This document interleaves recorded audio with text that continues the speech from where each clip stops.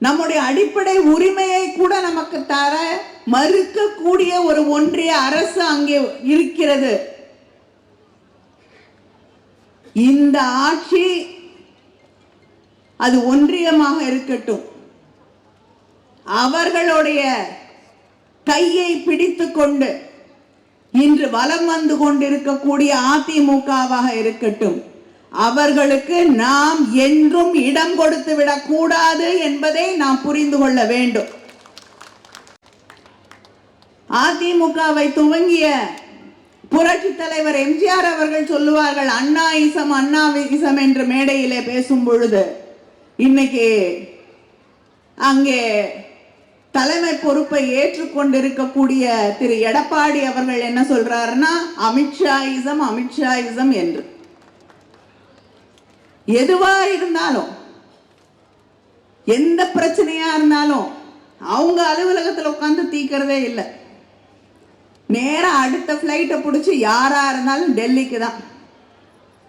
AIADMK head குவார்ட்டர்ஸே இப்ப டெல்லிக்கு மாத்திட்டாங்க. டெல்லிக்கு மாத்திட்டாங்களா இல்லைன்னா திரு அமித்ஷா அவர்கள் எங்க இருக்காரோ அங்க மாத்திட்டாங்களான்னு தெரியல. அவர் எங்க இருந்தாலும் அங்க ஓடுறாங்க. அவர் கேட்காம, அவர்கிட்ட கேட்காம மூச்சு விடுறது இல்லை. கட்சியில யாரும் ஒருத்தரோட ஒருத்தர் பேசிக்கிறது கூட கிடையாது. அங்கிருந்து சொல்லணும், டெல்லியில இருந்து சொல்லணும், நீங்க 2 பேரும் பேசிக்கலாம், நீங்க 2 பேரும் பேச வேண்டாம். இப்படி ஒரு கட்சியை நடத்தி கொண்டிருக்கிறார்கள். டெல்லியில உட்கார்ந்துகிட்டு யார் யாரெல்லாம் தமிழ்நாட்டுக்கு எதிராக இருக்கிறார்களோ, எந்த ஆட்சி மக்களுடைய மனித உரிமைகளை எல்லாம் பறித்து கொண்டிருக்கிறதோ அவர்களுக்கு அடிபணிந்து கீழ்பணிந்து இன்று தன்னுடைய கட்சியை அடகு வைத்துக் கொண்டிருக்கக்கூடியவர்கள் நமக்கு எதிராக வலம் வந்து கொண்டிருக்கிறார்கள் என்று தமிழக மக்கள் புரிந்து கொள்ள வேண்டும். எந்த ஒரு காலகட்டத்திலும் இப்படிப்பட்டவர்களுக்கு தமிழ் மண்ணிலே, தமிழ்நாட்டிலே நாம் இடம் கொடுத்து விடக் கூடாது கூடாது என்பதை நீங்கள் உணர்ந்து கொள்ள வேண்டும். 4 வருஷம் காணும் ஆள எங்க போனாருன்னு தெரியல. இப்ப தேர்தல் வந்த உடனே ஒரு பஸ்ல மேல ஏறி நின்னுட்டு வந்துட்டாங்க. நான் அடிக்கடி கேட்கிறாரு, நீங்க மக்களுக்கு கொடுத்த வாக்குறுதியை நிறைவேற்றல நிறைவேற்றல நிறைவேற்றலன்னு. எந்த வாக்குறுதியை நிறைவேற்றலன்னு எனக்கு சொல்லுங்க. மகளிர் உரிமை தொகை கிட்டத்தட்ட 1,15,00,000 பேருக்கு தமிழ்நாட்டிலே மகளிர் உரிமை தொகை வழங்கப்படுகிறது. விடியல் பயணம் என்று முதலமைச்சர் அவர்கள் அறிவித்தார்கள். இங்கே கோடிக்கணக்கான பெண்கள் அந்த திட்டத்தால் பயன்பெறுகிறார்கள். ஒவ்வொரு பெண்ணும் கிட்டத்தட்ட 1000 ரூபாய் அளவிற்கு ஒவ்வொரு மாதமும் அந்த விடியல் பயணத்தால், கட்டணம் இல்லாத பேருந்து பயணத்தால் சேமித்துக் கொண்டிருக்கிறார்கள். புதுமை பெண் திட்டம் 4,83,000 மாணவிகளுக்கு கல்லூரிக்கு போகக்கூடிய நம்ம வீட்டு பிள்ளைகள் படிப்பு நின்று போயிடக்கூடாது. அவங்களுக்கு தேவையான ஏதாவது பள்ளி கல்லூரியில வாங்க வேண்டும் என்றால், செலவு இருக்கிறது என்றால் நான் தருகிறேன் என்று தந்து கொண்டிருக்கக்கூடிய ஆட்சி திராவிட முன்னேற்ற கழக ஆட்சி. தமிழ் புதல்வன் திட்டத்தின் வழியாக கிட்டத்தட்ட 3,86,000 மாணவர்கள் 1000 ரூபாய் கல்லூரியிலே படிக்கக்கூடிய மாணவர்கள் பலன் பெற்றுக் கொண்டிருக்கிறார்கள். காலை உணவு திட்டம், இது வாக்குறுதி இல்லை. தேர்தல் வாக்குறுதியில நம்முடைய முதலமைச்சர் அவர்கள் காலை உணவு திட்டம் தரேன்னு சொல்லல. ஆட்சி பொறுப்பிற்கு வந்த பிறகு யாரும் காலை உணவு திட்டம் வழங்க வேண்டும் என்று கேட்கவில்லை.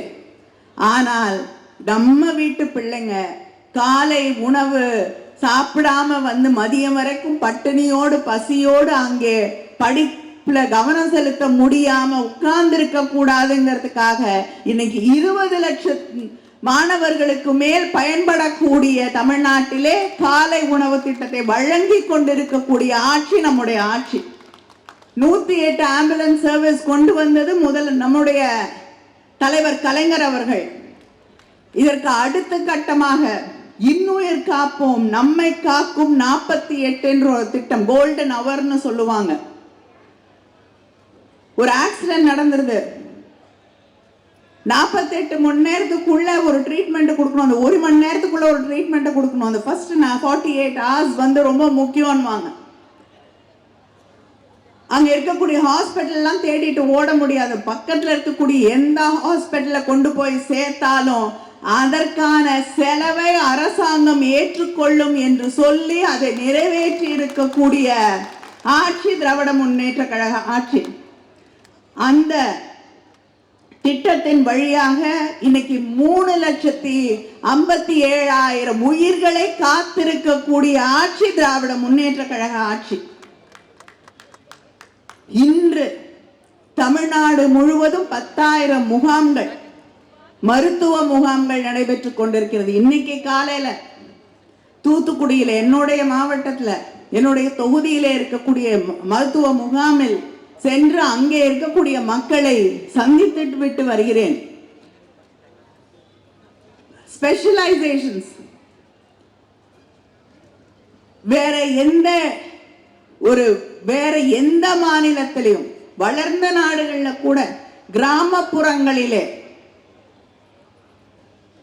இப்படிப்பட்ட சிகிச்சைகள் கிடைக்குமா என்று கனவு கூட காண முடியாத ஒரு நிலை இருக்கக்கூடிய சூழலிலே, சாதாரண ஒரு கிராமத்திலே கார்டியாலஜியா இருக்கட்டும், எந்த நிபுணர்களாக இருக்கட்டும், அந்த முகாம்களிலே நீங்கள் அவர்களை பார்த்துவிட முடியும் என்று சொல்லக்கூடிய அந்த முகாம்களை நடத்தி கொண்டிருப்பது திராவிட முன்னேற்ற கழக ஆட்சி. இப்படி ஒவ்வொரு நாளும் மக்களுக்கான திட்டங்கள், தொழில் முதலீடுகள், வேலை வாய்ப்புகள் என்று உயர்கல்விக்கான புதிய திட்டங்கள், நான் முதல்வன் திட்டம் என்று ஒவ்வொரு நாளும் மக்களுக்கான திட்டங்களை, அது தேர்தல் வாக்குறுதியாக இருக்கட்டும், இல்லை என்றாலும் புதிதான திட்டமாக கோரிக்கை வருவதற்கு முன்னால் செய்து காட்டிக் கொண்டிருக்கக்கூடிய ஒரு நல்லாட்சி நம்முடைய ஆட்சி. இந்த ஆட்சியை தொடர வைக்க வேண்டும் என்ற அந்த சூளுரையோடு வேறு யாரும் தமிழர்களுடைய வளர்ச்சியை தடுத்து நிறுத்திவிடாதபடி, தமிழர்களுடைய பெருமைகளை எல்லாம் அங்கீகரிக்காத ஒரு ஒன்றிய அரசாங்கம், கீழடி பற்றி அந்த அகழ்வாய்வுகளை பற்றி அந்த ரிப்போர்ட் ஆய்வறிக்கைகளை அவர்கள் வெளியிடக்கூட மறுக்கிறார்கள். இரும்பு காலம் இந்தியாவிலே தமிழ்நாட்டிலேதான் தொடங்கியது என்று நாம் கண்டுபிடித்து வெளியிட்டிருக்கக்கூடிய ஆய்வறிக்கையை பற்றி ஒரு வார்த்தை இதுவரைக்கும் பிரதமர் வாய் திறக்கவில்லை, அதை அங்கீகரிக்கவில்லை. தமிழருடைய பெருமைகளை மறுக்கக்கூடிய, தமிழ் மொழியை மறுக்கக்கூடிய அவர்களுக்கு இந்த மண்ணிலே இடம் கொடுத்து விடக்கூடாது, தமிழ்நாட்டை தலை குனிய விட்டுவிடக் கூடாது என்ற அந்த உறுதியை இந்த மேடையிலே இங்கே இருக்கக்கூடிய அத்தனை பேரோடு நானும் சேர்த்து எடுத்துக்கொள்கிறேன். தமிழ்நாட்டை நாம் ஒரு அரணாக நின்று பாதுகாப்போம்.